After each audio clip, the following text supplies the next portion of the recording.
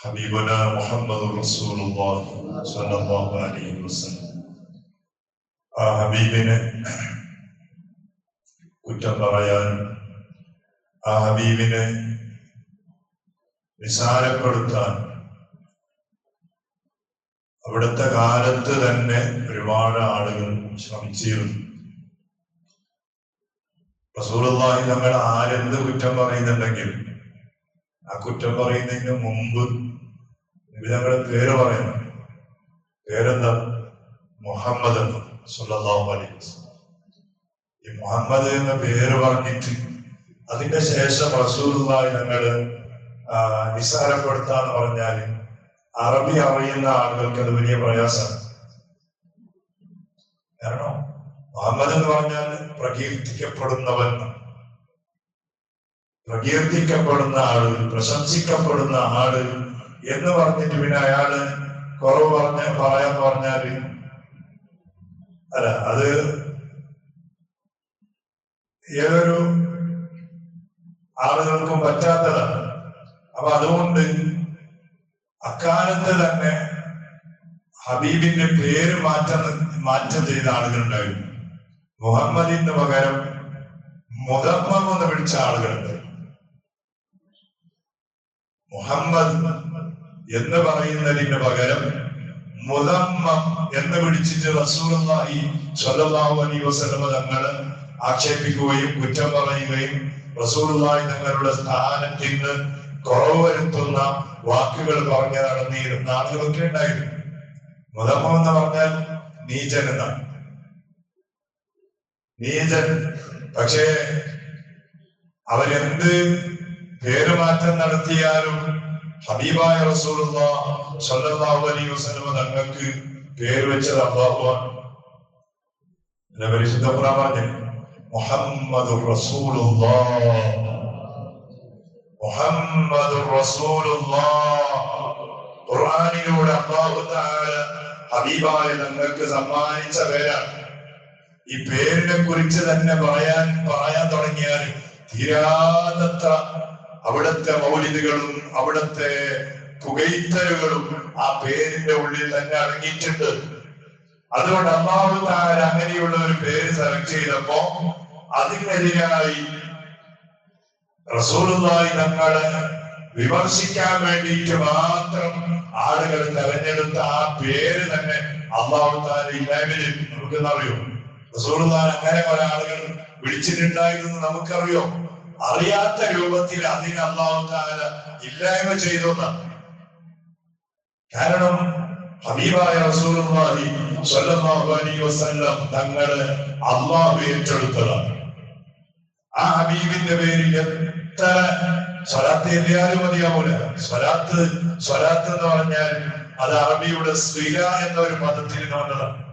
സിലത്തുർ റഹ്മാൻ എന്ന് പറയും. സിലത്തുർ റഹ്മാൻ, കുടുംബബന്ധം ചേർക്കൽ. അപ്പൊ സ്വില എന്ന് പറയുന്ന പദത്തിൽ നിന്ന് വന്നതാണ്. അപ്പൊ ധാരാളമായി ഇങ്ങനെ സ്വലാത്ത് ചെല്ലുമ്പോ ഹബീബായ തങ്ങളുമായിട്ട് നമുക്കൊരു സ്വില ഉണ്ടാകും, ഒരു ബന്ധം. അത് പ്രത്യേകമായൊരു ബന്ധമാണ്. നിസ്കാരം പോലെയല്ല. ഇപ്പൊ നമുക്കറിയാം നിസ്കാരം, നമ്മ പണ്ട് പഠിച്ച നിസ്കാരത്തിന്റെ മറന്നുകൾ അത് 14ആണ്. അതിനെ 15 ആക്കാൻ കഴിയൂല, 13 ആക്കാൻ കഴിയൂല, 14ആണ്. റസൂൽ നിസ്കാരത്തിന്റെ ബഹുമാനം കൂടിയതുകൊണ്ട് നിസ്കാരത്തിന്റെ ഫർദ് അധികരിക്കുന്ന പ്രശ്നമൊന്നുമില്ല. പണ്ട് പഠിച്ച അതേ സുന്നത്താണ് നിസ്കാരത്തിന്റെ സുന്നത്ത്, അതേ ഷർത്താണ്. അതിന് കൂടുതൽ കുറയതൊന്നുമില്ല.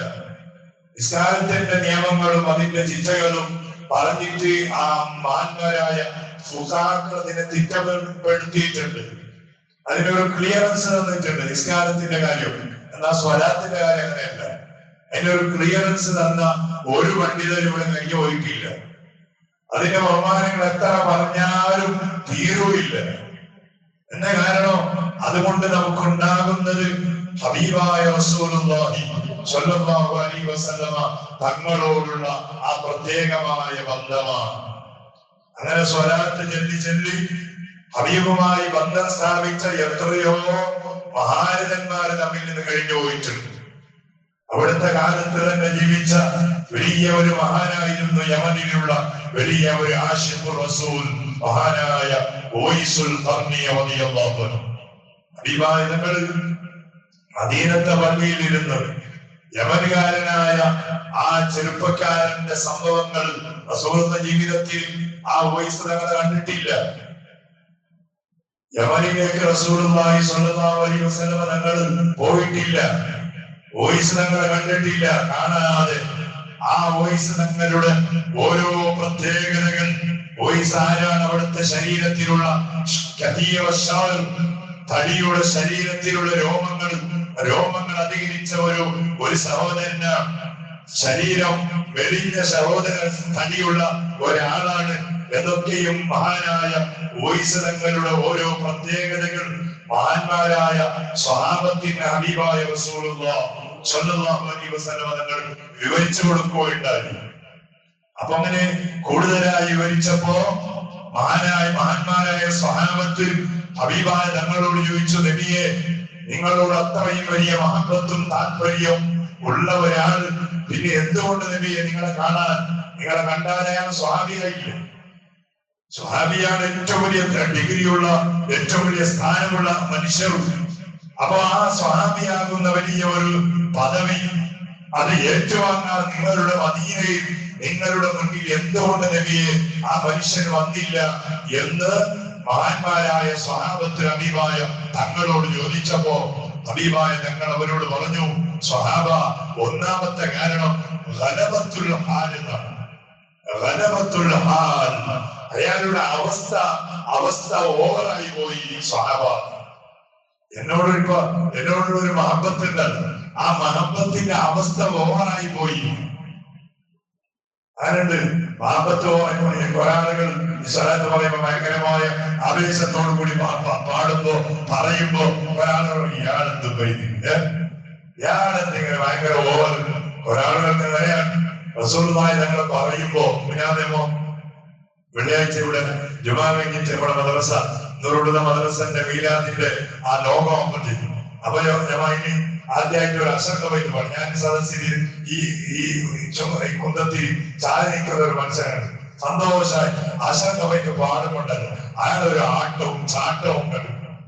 ഭയങ്കരമായ ഒരു ആവേശത്തോടെ ആരാധകരെ കുടിച്ചിട്ടാണ് പാടാൻ. നമ്മുടെ നാട്ടിൽ വന്നതാണ് ജുമാക്ക് കൂടെ കൂടിയ ഏതൊരു മനുഷ്യൻ പരിചയമൊന്നുമില്ല.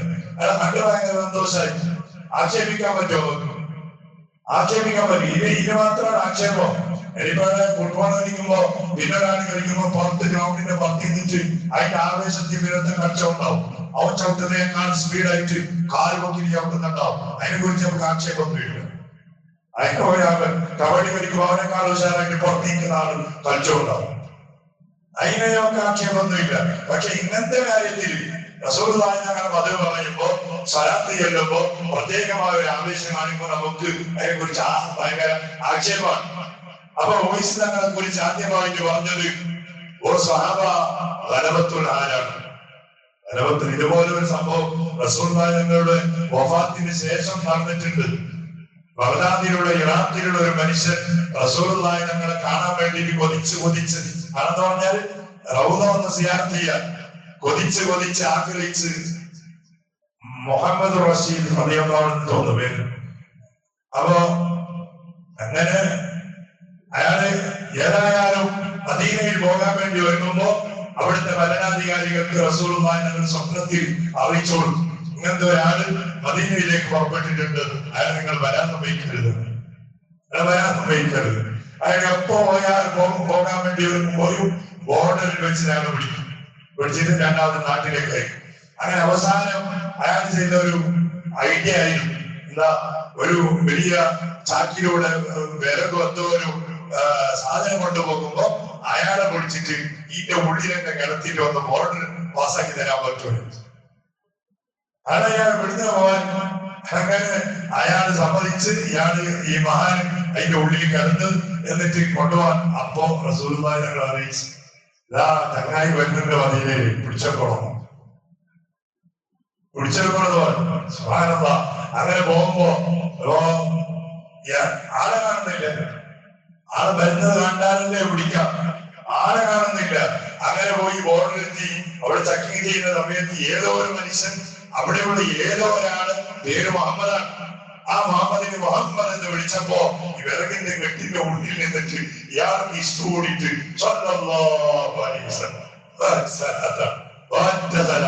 ആളെ വിളിച്ചില്ലേ? ആളെ വിളിച്ചില്ലേ? എന്തുകൊണ്ടാ? റസൂലുള്ളാഹി സ്വല്ലല്ലാഹു അലൈഹി വസല്ലം തങ്ങൾ ആ സ്വപ്നത്തിലൂടെ അറിയിച്ച ഭരണാധികാരിക്ക് പറഞ്ഞു കൊടുത്തു, ആ മനുഷ്യനെങ്കിലും എന്റെ ഖബർ സിയാറത്ത് ചെയ്യാൻ മദീനയിൽ വന്നാൽ ഖബറിന്റെ ഉള്ളിൽ നിന്ന് ഞാൻ ചിലപ്പോൾ എണിച്ചിരിക്കേണ്ടി വരും, ഞാൻ എണിച്ച് പുറത്തു വരേണ്ടി വരും. അത്രത്തോളം എന്നോട് ഇഷ്ടവെച്ച ഒരു മനുഷ്യനാണ് ആ വരുന്ന മനുഷ്യൻ. അതുകൊണ്ട് അതിനുള്ള അവസരം നിങ്ങൾ ചെയ്തു കൊടുക്കാൻ പാടില്ല, മദീനയിലേക്ക് വരാൻ സമ്മതിക്കരുത്. അതാണ് അലമത്തുള്ള ആൾ. റസൂലുള്ളാഹി തങ്ങളോടുള്ള ഇഷ്ടം കൂടിയാൽ എങ്ങനെയാണ്? അപ്പൊ അതുകൊണ്ട് വോയിസ് തങ്ങളെ കുറിച്ച് മഹാനവരുകൾ അഭിപ്രായങ്ങൾ പറഞ്ഞു. ഒന്നാമത്തെ കാരണം അലമത്തുൽ ഹാരാണ്. ഒരുപാട് പറയാനുണ്ട്. അല്ലാഹു റബ്ബ് സുബ്ഹാനഹു വ തആല അവിടെ ബറക്കത്ത് കൊണ്ട് നമുക്കും ആ രൂപത്തിൽ അല്ലെങ്കിലും അവിടുത്തെ പേര് കേൾക്കുമ്പോ ഒന്ന് നല്ല റാഹത്തോടെ സ്വലാത്ത് ചെല്ലാനുള്ള ഇഷ്ടമെങ്കിലും റബ്ബേ നമ്മുടെ ഖൽബിൽ ഇട്ടു തരണേ റഹ്മാൻ. അവിടുത്തെ സുന്നത്തുകൾ ഹയാത്താക്കാനുള്ള നല്ല ഒരു അവസ്ഥയെങ്കിലും നമ്മുടെ ജീവിതത്തിൽ നീ ഉണ്ടാക്കി തരണേ റഹ്മാൻ. ഏതൊക്കെ അവസരങ്ങൾ നമ്മുടെ ഈമാൻ ഹബീബായ തങ്ങൾ മുഖേന വർദ്ധിപ്പിക്കാൻ നമ്മുടെ മുന്നിൽ ഉണ്ടോ അത് മുഴുവനും ഉപയോഗിക്കാനും അതുമൂലമായി നമ്മുടെ ഈമാനെ വർദ്ധിപ്പിക്കാനും പടച്ചവനെ ഞങ്ങൾക്ക് നീ അവസരം തരണേ അല്ലാഹ്. ജീവിതത്തിൽ യാ അല്ലാഹ് ഞങ്ങൾ സംസാരിക്കാൻ തുടങ്ങിയ കാലം മുതൽ നമ്മുടെ ഉമ്മമാരെ നമുക്ക് പഠിപ്പിച്ച ഒരു പേരാണ് മുഹമ്മദ് റസൂലുള്ളാഹി സ്വല്ലല്ലാഹു അലൈഹി വസല്ലം. അന്ന് മുതൽ ഇന്ന് വരെ ബോധമുള്ള കാലമത്ര ഒരു ദിവസം പോലും ഹബീബിന്റെ പേരിൽ ഒരു ഫാത്തിഹ ഓതാത്ത ദിവസം നമ്മിൽ നിന്ന് കഴിഞ്ഞു പോയിട്ടില്ല. ഹബീബിന്റെ പേര് കേൾക്കുമ്പോ സ്വലാത്ത് ചെല്ലാത്ത ദിവസങ്ങൾ കഴിഞ്ഞു പോയിട്ടില്ല. എപ്പോഴും യാ അല്ലാഹ് ഞങ്ങൾ അറിഞ്ഞിട്ടോ അറിയാതെയോ നമ്മുടെ പള്ളി മിനാരങ്ങളിൽ നിന്ന് ഞങ്ങൾ ഒരു ദിവസം 5 വഖത്തിൽ പടച്ചവനെ യാ അല്ലാഹ് പല പ്രാവശ്യങ്ങളിലായി ഹബീബായ തങ്ങളുടെ പേര് കേൾക്കുന്നു. യാ അല്ലാഹ് നിന്റെ ബറക്കത്ത് കൊണ്ട് ഞങ്ങൾ മരിച്ച് ഖബറിലെത്തുമ്പോ ചോദ്യങ്ങളൊക്കെയും തുടങ്ങുന്നതിന് മുമ്പ് ആദ്യമായി ചോദിക്കുന്ന ഒരു ചോദ്യമുണ്ട്. അതദരീ മൻ ഹാദാ? ഒരു സൂറത്ത് കാണിച്ച് ഇയാളെ നിനക്കറിയോ? മൻ റബ്ബുക വമൻ നബിയുക എന്ന ചോദ്യങ്ങൾക്ക് മുമ്പുള്ള ചോദ്യമാണ്. അങ്ങനെ ചോദിക്കുമ്പോ അല്ലാഹ് നല്ല റാഹത്തോടെ സന്തോഷത്തോടെ പുഞ്ചിരിയോടെ അറിയാം ഹാദാ മുഹമ്മദുർ റസൂലുള്ളാഹ് എന്ന നല്ല രൂപത്തിലുള്ള മറുപടി ആ മലക്കുകളുടെ മുഖം നോക്കി പറയാൻ ഞങ്ങൾക്ക് നീ തൗഫീഖ് തരാ അല്ലാഹ്, തൗഫീഖ് തരാ അല്ലാഹ്. പടച്ചവനെ ആരുടെങ്കിലും പ്രഭാഷണങ്ങൾ കേട്ട് ആരുടെങ്കിലും റബ്ബേ ക്ലാസുകൾ കേട്ട് ഹബീബായ തങ്ങളോടുള്ള ബഹുമാനം കുറയുന്ന രൂപത്തിലുള്ള ഒരു ഖൽബ് നമ്മുടെ ഖൽബ് നീ ആക്കല്ലേ അല്ലാഹ്. പടച്ചവനെ ഞങ്ങളെ നീ കാക്കണേ റബ്ബേ. ഒരുപാട് ആളുകൾ ഞങ്ങളുമായി വസിയത്ത് ചെയ്തവരാ. എല്ലാവരുടെ ഹലാലായ ഖൈറായ മുറാദുകൾ ഹസിലാക്കി കൊടുക്കണേ അല്ലാഹ്. രോഗങ്ങൾ നീ മാറ്റിക്കൊടുക്കണേ അല്ലാഹ്. കടങ്ങൾ വീടാനുള്ള വഴികൾ നീ തുറക്കണേ റബ്ബേ. ഗൾഫിലും മറ്റും അധ്വാനിക്കുന്ന കുടുംബങ്ങളും സ്നേഹിതന്മാരും നാട്ടുകാരും ബന്ധുക്കളും വീട്ടുകാരും യാ അല്ലാഹ് ഇതിനെ പരിപാടി വരുമ്പോ അല്ലാതെ നമ്മുടെ പള്ളിയുടെ ആവശ്യങ്ങൾ മദ്രസയുടെ ആവശ്യങ്ങൾ നാട്ടിലുള്ള പാവങ്ങളുടെ കഥകൾ ഒക്കെയും പറയുമ്പോ നല്ല മനസ്സോട് റബ്ബേ അതിനു വേണ്ടി സഹായവുമായി കൈ നീട്ടി വരുന്ന നമ്മുടെ പ്രവാസികൾ പടച്ചവനെ അവർക്കൊക്കെയും നീ ആഫിയത്തും ആരോഗ്യവും ദീർഘായുസ്സും നൽകുന്നു. നമുക്കും നീ നൽകണേ റബ്ബേ.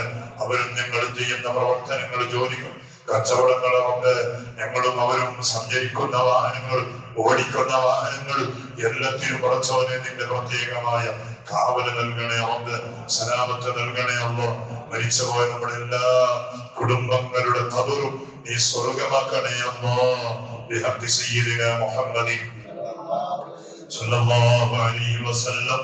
حسبنا الله ونعم الوكيل نعم المولى ونعم النصير. حسبنا الله ونعم الوكيل نعم المولى ونعم النصير. حسبنا الله ونعم